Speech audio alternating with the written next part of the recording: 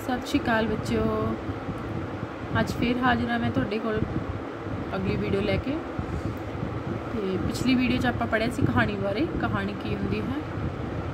तो ये आप 10वीं की जिहड़ी बुक है बनगी उहदे विचों पढ़ रहे हैं, ठीक है जी।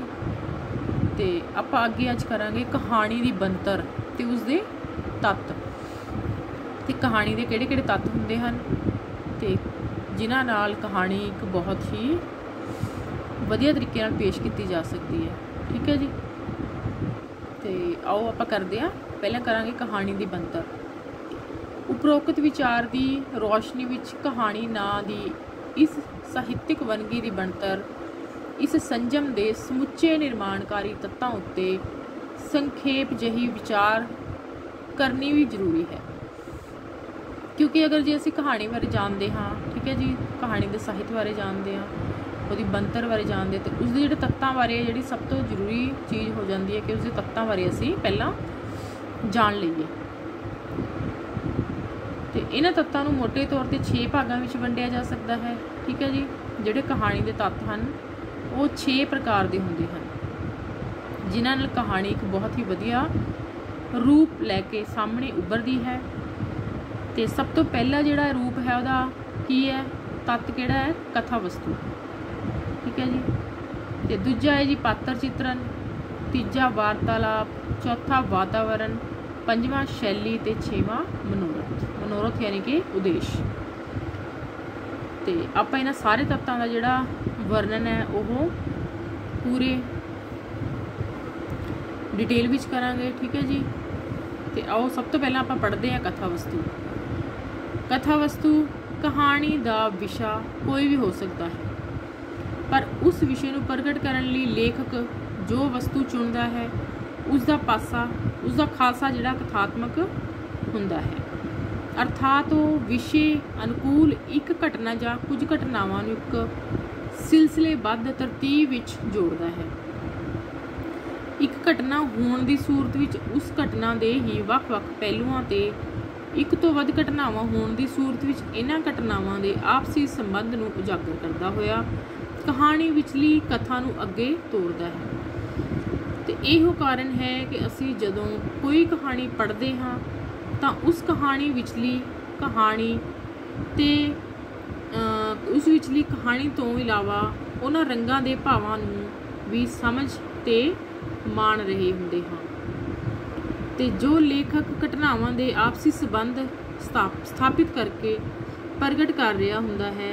सधारण शब्दां विच कहानी विचले कथा वस्तु दे 4 पड़ाव हुंदे हैं, आरंभ, मध्य ते शिखर ते अंत। कहानी दे सिरलेख दे मुढ़ले हिस्से नूं आरंभ कहा जाता है, यानी कि कहानी जो शुरू होंदी है उहनूं आपां आरंभ कहते हैं। तो इसकी कोई खास प्रमाणिक विधि नहीं होंदी। लेखक अपने बयान ढंग अनुसार कहानी शुरू करता है, तो कई बार सीधा ही, कई बार कहानी विचले जिहड़े पात्र ते पात्र की जान पछाण करा के, कदी वातावरण का जिक्र करके, जां कहानी विचले पात्रां दे वार्तालाप तो अते होर भी कई ढंगां नाल कहानी शुरू की जा सकती है। इसका संबंध किसी बारी प्रमाणिक तकनीक नाल नहीं, सगों लेखक की अपनी मानसिक बनतर नाल हुंदा है। विद्यार्थियों नूं इस संग्रह विचलियां कहानियां दे वक्री वक्री तरह शुरू होने ते ही इस तत्थ का अंदाजा भली भांत हो जाएगा, ठीक है जी। तो की आपां पढ़िया कथा वस्तु की हुंदा है। कथा वस्तु हुंदा है कि जे कोई कहानीकार एक कहानी की रचना करता है, उस विच की है जिहड़ी उसदियां घटनावां हुंदियां हन, उस विच जिहड़े पात्र हुंदे हन, ठीक है जी। तो जिहड़ी शैली वरती हुंदी है, यानी कि उन्हां दी जिहड़ी चीज़ है वो रिश्ते हैं या घटनावां ने वो एक दूसरे नाल जुड़ियां हुंदियां हन, तो उन्हां दा जुड़े होना जरूरी है। जे एक घटना खत्म हुंदी है, मान लो एक कोई सीन उहदा खत्म हुंदा तो नाल दी नाल दूसरा जिहड़ा शुरू हो जाता है, जिहड़ा उसदे नाल जुड़िया हुंदा है। कहानी विच ये नहीं होना चाहिए कि कोई किधर नूं जा रहा है तो कोई किधर नूं जा रहा है, यानी कि कोई घटना दूसरी घटना के नाल संबंध ना रखती होवे, ਉਹੀ ਕਹਾਣੀ ਇੱਕ ਸੰਪੰਨ ਕਹਾਣੀ ਹੈ ਜਿਸ ਦੀਆਂ ਆਪਸ ਵਿੱਚ ਸਾਰੀਆਂ ਕੜੀਆਂ ਜੁੜੀਆਂ ਹੋਈਆਂ ਹੁੰਦੀਆਂ ਹਨ। ਠੀਕ ਹੈ ਜੀ। ਤੇ ਉਸ ਵਿੱਚ ਜਿਹੜਾ ਸਾਰਾ ਵਾਰਤਾਲਾਪ ਹੈ, ਉਹਨਾਂ ਦਾ ਸ਼ੈਲੀ ਹੈ, ਭਾਸ਼ਾ ਹੈ, ਜਿਹੜੀ ਸਾਰੀਆਂ ਚੀਜ਼ਾਂ ਇੱਕ ਦੂਸਰੇ ਨਾਲ ਸੰਬੰਧ ਰੱਖਦੀਆਂ ਹਨ, ਉਹ ਇੱਕ ਸੰਪੂਰਨ ਕਥਾ ਵਸਤੂ ਦਾ ਰੂਪ ਲੈਂਦੀਆਂ ਹਨ। ਇਹ ਸੀ ਆਪਣਾ ਕਥਾ ਵਸਤੂ। ਦੇ ਦੂਜਾ ਆ ਗਿਆ ਜੀ ਪਾਤਰ ਚਿੱਤਰਨ। ਪਾਤਰ ਚਿੱਤਰਨ ਵਿੱਚ ਕੀ ਆਉਂਦਾ ਹੈ? ਕਹਾਣੀ ਦਾ ਦੂਜਾ ਮਹੱਤਵਪੂਰਨ ਜਿਹੜਾ ਤੱਤ ਹੈ ਉਹ ਹੈ ਪਾਤਰ ਚਿੱਤਰਨ। ਪਾਤਰ ਚਿੱਤਰਨ ਦਾ ਮਤਲਬ ਹੈ ਜਿਹੜੇ ਵੀ ਕਹਾਣੀ ਵਿੱਚ ਜਿਹੜੇ ਮਨੁੱਖ ਜਾਂ ਔਰਤ ਜਾਂ ਇਸਤਰੀਆਂ ਜਾਂ ਬੱਚਾ ਕੋਈ ਵੀ ਹੈ, ਬਜ਼ੁਰਗ ਹੈ, ਉਹ ਸਾਰੇ ਜਿਹੜੇ ਪਾਤਰ ਹਨ ਉਹ ਕੀ ਹੈ? ਪਾਤਰ ਕਹਾਉਂਦੇ ਹਨ, ਉਸਦੇ ਕਰੈਕਟਰ ਕਹਾਉਂਦੇ ਹਨ। ਤੇ ਕਹਾਣੀ ਇੱਕ ਜਾਂ ਇੱਕ ਤੋਂ ਵੱਧ ਪਾਤਰਾਂ ਦੀ ਆਪਸੀ ਕਿਰਿਆ ਪ੍ਰਤੀਕਿਰਿਆ ਰਾਹੀਂ ਅੱਗੇ ਤੁਰਦੀ ਹੈ, ਕਿਉਂਕਿ ਕਹਾਣੀ ਜਿਹੜੀ ਹੈ ਪਾਤਰਾਂ ਤੋਂ ਬਿਨਾਂ ਸੰਪੂਰਨ ਨਹੀਂ ਹੋ ਸਕਦੀ।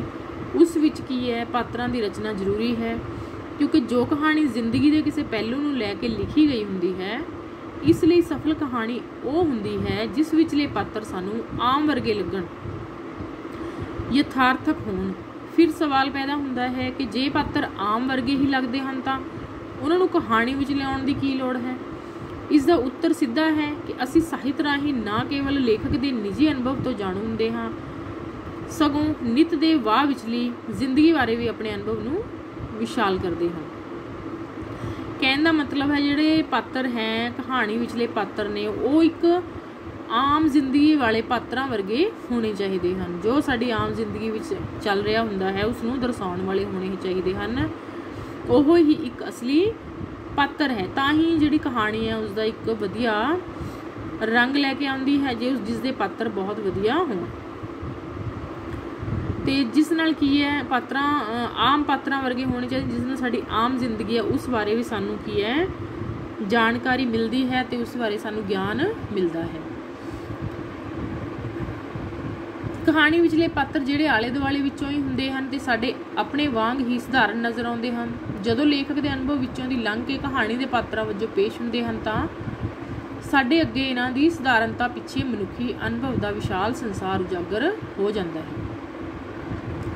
ਸਫਲ ਪਾਤਰ ਚਿੱਤਰਣ ਉਹ ਹੁੰਦਾ ਹੈ ਜਿਸ ਵਿੱਚ ਲੇਖਕ ਆਪਣੇ ਮੂੰਹੋਂ ਕਿਸੇ ਪਾਤਰ ਬਾਰੇ ਕੁਝ ਚੰਗਾ ਮਾੜਾ ਨਾ ਕਹੇ, ਸਗੋਂ ਪਾਤਰ ਨੂੰ ਅਜਿਹੇ ਢੰਗ ਨਾਲ ਉਸਾਰੇ ਕਿ ਪਾਤਰਾਂ ਦੇ ਦੂਜੇ ਪਾਤਰਾਂ ਦਾ ਜਾਂ ਜ਼ਿੰਦਗੀ ਪ੍ਰਤੀ ਵਤੀਰੇ ਤੋਂ ਹੀ ਸਾਨੂੰ ਉਸਦੀ ਸਮੁੱਚੀ ਸ਼ਖਸੀਅਤ ਦਾ ਪਤਾ ਲੱਗੇ। ਯਾਨੀ ਕਿ ਪਾਤਰ ਜਿਹੜੇ ਹੁੰਦੇ ਹਨ ਕਹਾਣੀ ਵਿੱਚ ਉਹ ਇਸ ਤਰ੍ਹਾਂ ਦੇ ਹੋਣੇ ਚਾਹੀਦੇ ਹਨ ਜੋ ਕਿ ਸਾਨੂੰ ਇੱਕ ਵਧੀਆ ਸਿੱਖਿਆ ਦੇਣ ਤੇ ਸਾਡੀ ਆਮ ਜ਼ਿੰਦਗੀ ਨਾਲ ਜੁੜੇ ਹੋਣੇ ਚਾਹੀਦੇ ਹਨ, ਉਸ ਵਿੱਚੋਂ ਹੀ ਲਏ ਗਏ ਹੋਣੇ ਚਾਹੀਦੇ ਹਨ ਤੇ ਜੋ ਸਾਨੂੰ ਆਪਣੀ ਜਿਹੜੀ ਆਮ ਜ਼ਿੰਦਗੀ ਹੈ ਉਸ ਦੇ ਨਾਲ ਮੇਲ ਕਰਵਾਉਣ, ਉਸ ਦੇ ਨਾਲ ਸਾਡੀ ਪਛਾਣ ਕਰਵਾਉਣ। ਠੀਕ ਹੈ ਜੀ। ਤੀਜਾ ਪੁਆਇੰਟ ਹੈ ਆਪਣਾ ਜੀ ਵਾਰਤਾਲਾਪ। ਤੀਜਾ ਤੱਤ ਹੈ ਜਿਹੜਾ ਕਹਾਣੀ ਦਾ ਉਹ ਹੈ ਵਾਰਤਾਲਾਪ। ਵਾਰਤਾਲਾਪ ਕੀ ਹੁੰਦਾ ਹੈ? ਜਿਹੜੇ ਅਸੀਂ ਆਪਸ ਵਿੱਚ ਗੱਲਬਾਤ ਕਰਦੇ ਹਾਂ। ਜਿਹੜੇ ਕਹਾਣੀ ਵਿਚਲੇ ਪਾਤਰ ਹਨ, ਨਾਵਲ, ਮਹਾਂਕਾਵ, ਜੋ ਵੀ ਹੈ, ਨਾਟਕ ਹੈ, ਉਹਨਾਂ ਵਿੱਚ ਜਿਹੜੇ ਪਾਤਰ ਹੁੰਦੇ ਹਨ ਉਹ ਆਪਸ ਵਿੱਚ ਜੋ ਗੱਲਬਾਤ ਕਰਦੇ ਹਨ ਉਸਨੂੰ ਆਪਾਂ ਕੀ ਕਹਿੰਦੇ ਹਾਂ? ਵਾਰਤਾਲਾਪ। ਦੋ ਪਾਤਰਾਂ ਦੀ ਆਪਸੀ ਗੱਲਬਾਤ ਨੂੰ ਹੀ ਵਾਰਤਾਲਾਪ ਕਿਹਾ ਜਾਂਦਾ ਹੈ। ਨਾਟਕ ਤਾਂ ਵਾਰਤਾਲਾਪ ਬਿਨਾਂ ਹੋ ਹੀ ਨਹੀਂ ਸਕਦਾ ਤੇ ਪਰ ਨਾਵਲ, ਮਹਾਂਕਾਵ ਤੇ ਕਹਾਣੀ ਵਿੱਚ ਵੀ ਇਸ ਦੀ ਬਹੁਤ ਮਹੱਤਤਾ ਹੈ, ਯਾਨੀ ਕਿ ਘੱਟ ਨਹੀਂ ਹੈ ਉਹਨਾਂ ਨਾਲੋਂ। ਗੱਲਬਾਤ ਸਾਡੇ ਆਪਸੀ ਸੰਚਾਰ ਦਾ ਧੁਰਾ ਹੈ ਤੇ ਕਹਾਣੀ ਵਿੱਚ ਵੀ ਜ਼ਿੰਦਗੀ ਦਾ ਯਥਾਰਥ ਚਿੱਤਰ ਪੇਸ਼ ਹੋਣਾ ਹੈ ਤੇ ਉੱਥੇ ਵੀ ਥਾਈਂ ਵਾਰਤਾਲਾਪ ਆਏਗੀ। ਕਹਾਣੀ ਵਿੱਚ ਸਫਲ ਵਾਰਤਾਲਾਪ ਉਹ ਹੁੰਦੇ ਹਨ ਜੋ ਉਸ ਵਿੱਚ ਵਧੇਰੇ ਵਾਸਤਵਿਕਤਾ ਲਿਆਉਣ, ਯਾਨੀ ਕਿ ਅਸਲੀ ਪ੍ਰਗਟਾ ਹੋਵੇ, ਇੱਦਾਂ ਲੱਗੇ ਕਿ ਬਿਲਕੁਲ ਸੱਚ ਹੋ ਰਿਹਾ ਹੈ। ਜਿਹੜੀ ਸੱਚੀਆਂ ਘਟਨਾਵਾਂ ਹੁੰਦੀਆਂ ਹਨ ਉਸ ਨੂੰ ਪੇਸ਼ ਕਰਨ ਵੀ ਉਹਨਾਂ ਦੀ ਬੋਲਬਾਣੀ ਤੋਂ ਇੱਦਾਂ ਨਾ ਲੱਗੇ ਕਿ ਉਹ ਇੱਕ ਨਾਟਕ ਜਾਂ ਕੋਈ ਹੋਰ ਚੀਜ਼ ਜਿਹੜੀ ਹੈ ਪੇਸ਼ ਕਰ ਰਹੇ ਹੁੰਦੇ ਹਨ, ਜਾਂ ਕੋਈ ਨਕਲੀ ਜਿਹੜਾ ਹੈ ਹਾਵ ਭਾਵ ਦੇ ਚਿਹਰੇ ਤੇ ਨਹੀਂ ਦਿਖਣਾ ਚਾਹੀਦਾ। ਉਹ ਸਾਨੂੰ ਵਾਸਤਵਿਕ ਯਾਨੀ ਕਿ ਅਸਲੀ ਲੱਗਣੇ ਚਾਹੀਦੇ ਹਨ। ਪਾਤਰਾਂ ਦੇ ਅੰਦਰਲੇ ਕਿਰਦਾਰਾਂ ਨੂੰ ਉਘਾੜਨ, ਉਹਨਾਂ ਦੇ ਮਾਨਸਿਕ ਤਣਾਅ ਨੂੰ ਪ੍ਰਗਟ ਕਰਨ, ਸੰਖੇਪ ਤੇ ਭਾਵਪੂਰਤ ਹੋਣ, ਬੋਝਲ ਤੇ ਬਣਾਉਟੀ ਨਾ ਹੋਣ। ਇਹ ਸਾਰੇ ਜਿਹੜੇ ਤੱਤ ਹਨ ਕੀ ਹੈ? ਇੱਕ ਅਸਲੀ ਵਾਰਤਾਲਾਪ ਦੇ ਹਨ ਜੋ ਕਿ ਇੱਕ ਕਹਾਣੀ ਦੇ ਪਾਤਰਾਂ ਦੇ ਵਿਚਕਾਰ ਹੋਣੇ ਚਾਹੀਦੇ ਹਨ। ਠੀਕ ਹੈ ਜੀ। ਚੌਥਾ ਜਿਹੜਾ ਹੈ ਵਾਤਾਵਰਨ। भी जिहड़ा कहानी दे विच जिहड़ा वातावरण है वो किद्दां दा होना चाहिदा है। कहानीकार अपना विषय वस्तु जिंदगी विचों लैंदा है। जिंदगी दे जिस खित्ते विचों अपना प्लाट जां पात्र चुनदा है उस खित्ते दा समाजिक सभ्याचारक वातावरण का जिक्र भी कहानी विच लिआउंदा है। यानी कि उसके आले दुआले जिथों सभ्याचार जिस समाजिक सभ्याचार विच रह रहा हुंदा है उसका भी जिहड़ी उसकी भी पेशकारी है बहुत जरूरी हुंदी है। कहानी विच कोई भी घटना है, ठीक है जी, उस दे नाल मेल खांदी होनी चाहिए है, तदे ही उस कहानी विचला पात्र उस धरती का पात्र लगता है। इस वातावरण का विस्तार विच चित्रण कहानी की सीमा विच संभव नहीं हुंदा, पर एक सफल कथाकार कुछ सूखम छोहां नाल ही पाठक नूं समुचे वातावरण का एहसास करा दिंदा है। बनावटी या काल्पनिक पद्धर उत्ते चित्रिया गया वातावरण अकेवें भरपूर ते रसहीन हुंदा है। कहण दा भाव है कि जे किसी भी कहानी की रचना हुंदी है तो उस विच जिहड़ा वातावरण है वो अनुकूल होना चाहिए है, बिल्कुल असलीयत पेश करने वाला होना चाहिए है। नकली ते बनावटी जिहड़ा वातावरण है वो की है, श्रोतिਆਂ ਨੂੰ या पढ़न वालिਆਂ ਨੂੰ की है रसहीन या अकेवें भरपूर बना दिंदा है। तो वातावरण दा जिहड़ा है वो सही या फिर प्रभावित होना चाहिए है, प्रभावित करने वाला। अगे आ गया शैली नंबर 5। हर लेखक का एक अपना बयान ढंग हुंदा है। इसे निजी बयान ढंग नूं ही शैली कहा जाता है।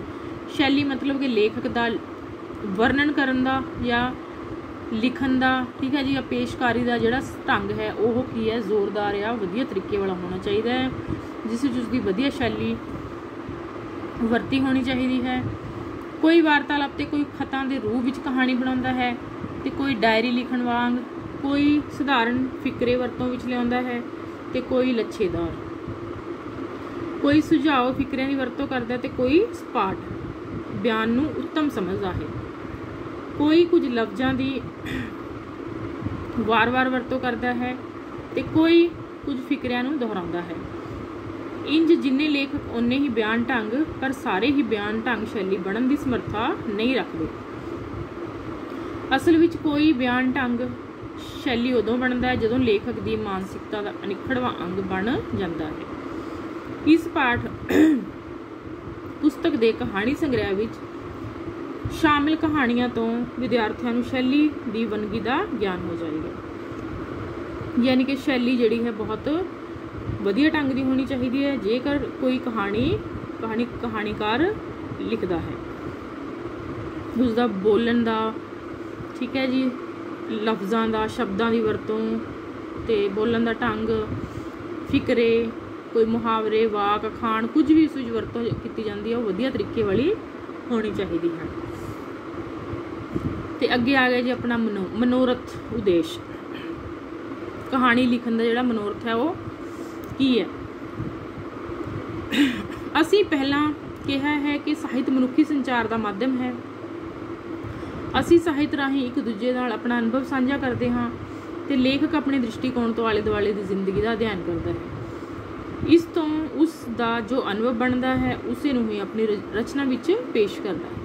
लेखक का यह अनुभव ही कहानी विचला मनोरथ हुंदा है। कोई साहित्य रचना मनोरथहीन नहीं हुंदी, पर कई बार इंज हुंदा है कि कुछ लेखक अपने शिल्प ते हुनर विच इन्ने माहर नहीं हुंदे ते सिट्टे वजों उन्हां दे अनुभव का संचार नहीं हुंदा, अर्थात मनोरथ स्पष्ट रूप विच उगड़ के सामने नहीं आउंदा। इस पाठ पुस्तक की कहानी भाग विच संबोधित लेखकां ते उन्हां दी कहानियां सुजान सिंह कुल्फी, रघुबीर ढंड, मड़ियां तो दूर, वरियाम सिंह संधू, अंग संग, गुरबख्श सिंह, बम बहादुर, गुरमुख सिंह मुसाफिर ते कुलवंत सिंह, अंग संग,